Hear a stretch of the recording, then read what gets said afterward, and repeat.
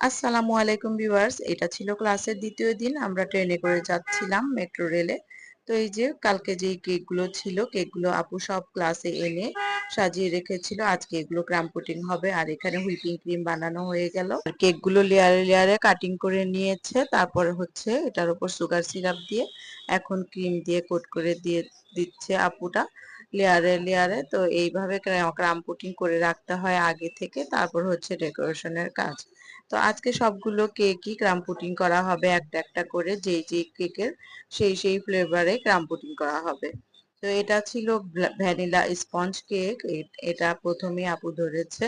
তো vanilla sponge কেকটা কিন্তু খেতে বেশ মজাই ছিল। আর এখন হচ্ছে অরেঞ্জ কেক। তো অরেঞ্জ কেকের ওপরও সুগার সিরাপ দিয়ে তারপর হচ্ছে এখন এই যে হুইপিং ক্রিম দিয়ে দিচ্ছে। তারপর হচ্ছে একটা একটা করে এইভাবে সবগুলো ক্রাম্ব পুডিং করে নিবে। তারপরে এর মাঝে মাঝে আপু আমাদের অনেক আপ্যায়ন করেছে, চা, বিস্কিট, আপুর হাতে বানানো মোমো। এক এক দিন আপু এক এক ধরনের নাস্তাও আমাদের দিয়েছিল, তার জন্য আপুকে অশেষ অশেষ ধন্যবাদ। আর আমরা অনেক কিছুই বুঝতে পারিনি যে আমাদের ক্লাসে গেলে খাবার টাবার এগুলো সবকিছু নিয়ে যেতে হবে।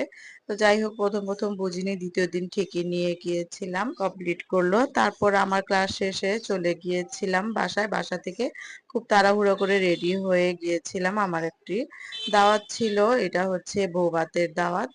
তো খাওয়া দাওয়া শেষে এই যে এখানে গোলাপ জামুন সার্ভ করছে, তারপর একটা গোলাপ জামুন নিলাম। সারাদিন একটা ব্যস্ততার মধ্যে ছিলাম। তারপর হচ্ছে জার্নি, আর জার্নিটা আমার জন্য খুব লং ছিল।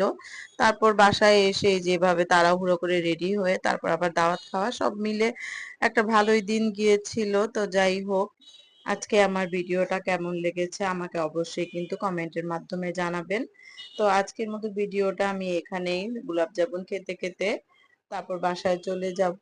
আর এটা হচ্ছে সেই আগের দিনের আমার গায়ে হলুদের যে হলটা ছিল, হলটাতেই ছিল প্রোগ্রাম আজকের এই বৌভাতের। তো সবকিছুই খুব সুন্দর লাগছিল, ভালোই লাগছিল। কিছু কিছু পিক তুলে নিয়েছিলাম। তো আজকের মতো বিদায় নিচ্ছি। আপনারা সবাই ভালো থাকবেন, সুস্থ থাকবেন, আমার জন্য দোয়া করবেন। আর দেখা হচ্ছে সামনের ভিডিওতে। আল্লাহ হাফেজ।